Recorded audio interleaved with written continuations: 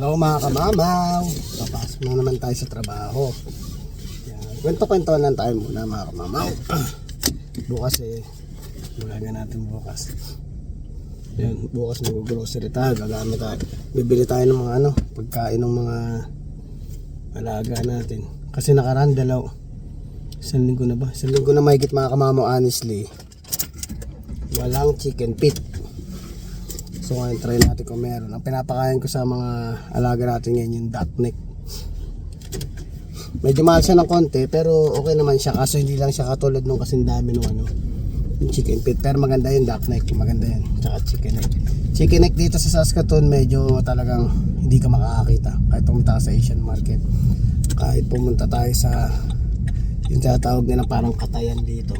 Kasi nagpabili tayo nakaraan kay paring junior ng karne. Sabi ko baka sakaling makakita ka ng chicken neck is pasabay sa nakakakuko. Sabi ko ganun. Wala siya nakita. Ay niniwanan ko na yung mga alaga natin natutulog. Enjoy naman sila mga kamamaw dahil ngayon sila ay hindi na kaganda kalamigan, kaya yung mga alaga natin is takbo ng takbo sa backyard. So sa legend makikita mo talaga mga kamamaw na para mo lumilipad. Yung sa legend parang lumilipad siya sa backyard, takbo siya ng takbo. Nakakamiss din mga kamamaw mag-vlog sa totoo lang. Talagang parang nung nakaraang araw hindi ako nakapag-vlog. Sabi ko siguro kahit paano hindi man natin masabi. Iniisip ko lang din siyempre kumbaga concerned din tayo minsan sa mga subscriber natin. Sabi ko baka iniisip nila na bakit din ako nakagawa ng vlog ganito. Kaya kumbaga ako kasi iniisip ko kasi tuwing gumagawa tayo ng vlog mga kamamaw, iniisip ko kahit paano nakakapagpasaya tayo ng tao. Yun lang naman ang gusto ko rin, kaya madalas din ako gumagawa ng vlog kasi kahit paano may mga nagre-respond to, kaya may mga tinatawag tayong silent viewer. Kasi kadalasan talaga mga kamamaw pag nanonood ka ng vlog is kadalasan sa TV madalang lang talaga yun sa cellphone. So kadalasan kaya yung iba mga silent viewer hindi na nakapag-comment, talo katulad natin pag yung mga viewer natin maraming salamat po, yung mga medyo may edad na ng konti. Siyempre kahit ako medyo bata pa ako, medyo maano pa ako sa dito yung high tech, yung mga technology, medyo maano na tayo sa technology. What more pa kayo yung medyo mas may edad sa atin. Yan ang ating mga sandali lang.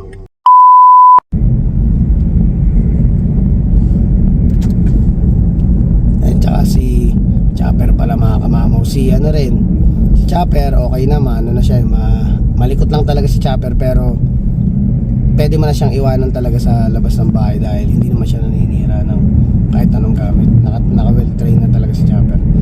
Lang kumbaga siya yung batang, siyempre lalaki, pag lalaki kasi makulit talaga kahit si Legend ngayon medyo ilang taon na si Legend, medyo pa rin siya malikot pa rin ng konti.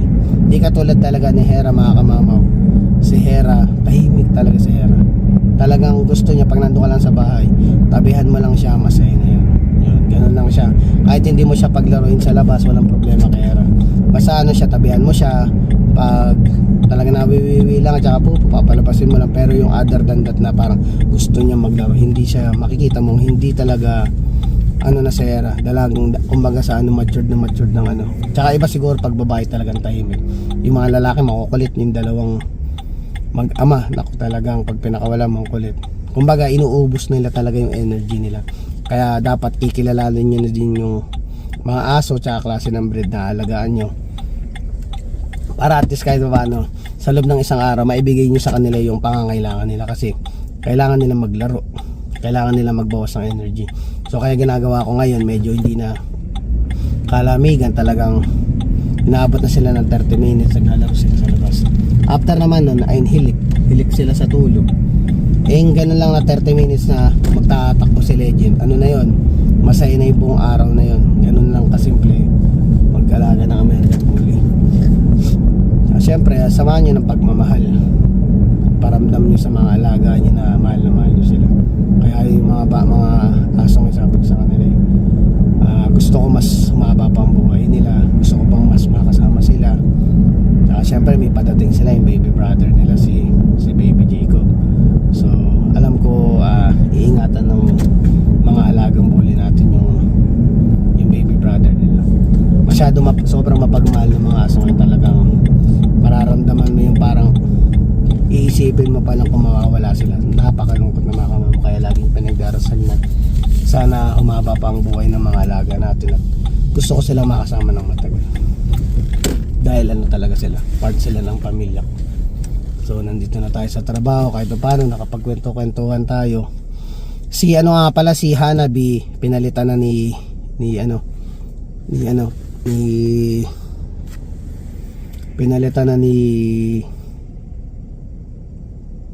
Emmanuel yung pangalan ni Hanabi, ginawa ng Fendi kasi may sinend siyang video, tapos parang sabi ko parang iba yung pandinig ko ng pagkakatawag niya, pinalitan na pala nila. Yun, nakita niyo naman siyempre may video tayo dyan tsaka picture ni Fendi, kaya papakita natin sa inyo. Pero si Fendi ay si Hanabi. Sa mga bagong subscriber o sa mga bagong viewers sa manonood, si Fendi or si Hanabi po ay anak ni Legend Tatera. So ngayon okay na sila, nakita ko na si Sally. Ang hindi ko na lang nakikita since nung umalis sila sa bahay ay si Mokang. Si Diesel, lagi may video sa akin yan. Si Diesel, si Soro, si Hanabi, si Nami nakita ko na nakaraan. Tapos nasa atin si Chopper. Sino pa ba isa? Isipin ko pa isa. Dahil lang ayun, tsaka si Luffy, si Atlas, ayan. So may mga updated video tsaka picture naman sila sa akin. Syempre pinapakita ko sa inyo palagi, hindi natin pinagdadamot yan. So ayan mga kamama, papasok muna ako. At see you tomorrow na lang muna mga kamamo. Talagang lang talaga, na parang ang sarap sa pakiramdam mga kamamo tuwing magbablog ako. Parang yung alam mo yung nagkukwentuhan lang ba tayo. Parang nakakawala ng pagod, tsaka kahit paano kung may mga impormasyon tayong nalalaman, sinishare ko talaga sa inyo, lalo na yung sa mga kababayan natin dito sa Canada or pwede rin sa Pilipinas. Basta ang lahat ng to, hindi man siya yung sobrang informative na binibigay ko, kahit paano meron tayong konting idea na naisishare at sakaling baka makatulong sa ating mga kapwa Pilipino. So mga kamamaw, see you tomorrow na lang. One day later. Yan, good morning mga kamamaw. Si Chopper at si Legend nakaabang sa tinapay. Kapunta this one. Yan, nakaabang na sila sa tinapay. Prepare mami nila ng tinapay. Yan. Oh, sit na sit, Chopper, sit. Good boy. Laki na ni Chopper na. Grabe lapad ni Legend to. Yan. Nakaabang na sa tinapay. At nang tayo makapag-grocery na. Let's go na mga kamamaw. Papadala rin tayo kasi ng ng tuition ng mga bata sa Pilipinas. Bili lang din tayong tubig. Tsaka syempre chicken feet tsaka liver ng mga alaga natin. Malamig pa rin. Ay. Kaya yung sipon ni kamamo hindi mawala-wala.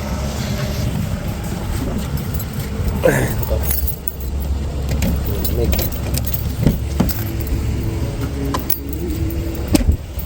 Pero tayo may music sa loob ng sakit. Okay. Dahil mo na sinamamaw. 9,094.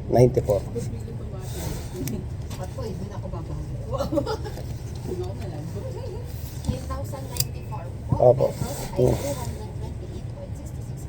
So, tayo lang.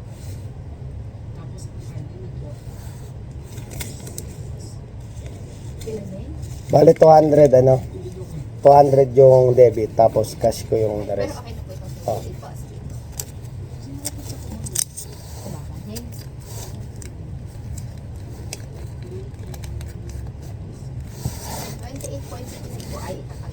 Oh.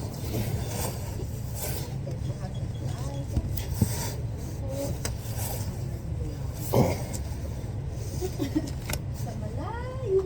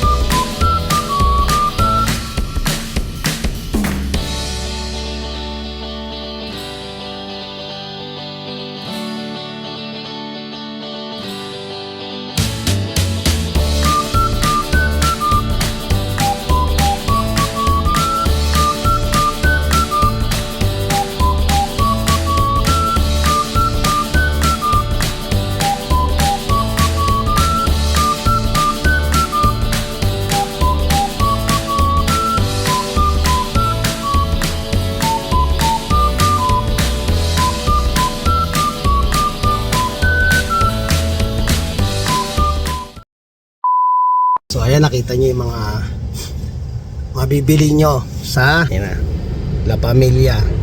Yan.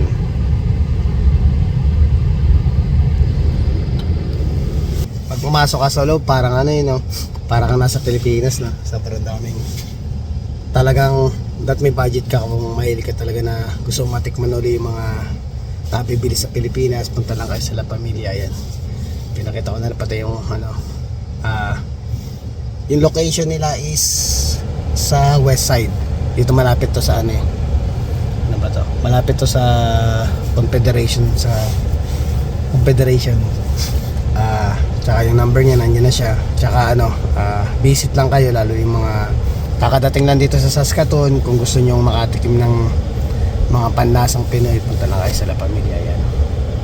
Yan, naubusan na naman tayo ng hindi pala naubos ng chicken feet. 2 weeks lang walang deliver ng chicken feet. So buti na lang may alternative tayo na ginagamit sa mga alaga natin.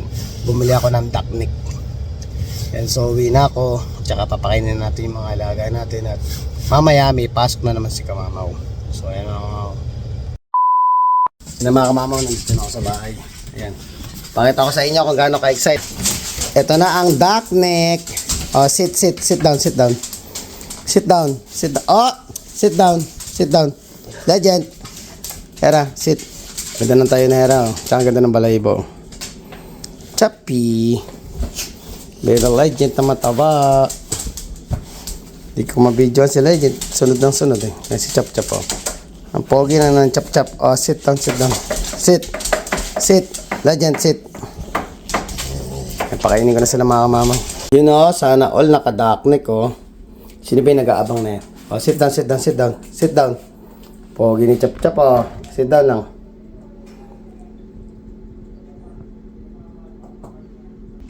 Yun na. Nidyan kong carrots, chicken liver, duck neck, tsaka dog food. Yan. I-eat na si Chap. I-eat na. Eat na. Pogi naman ang Chap na yan o. Diretso pa yan mga Kamamaw.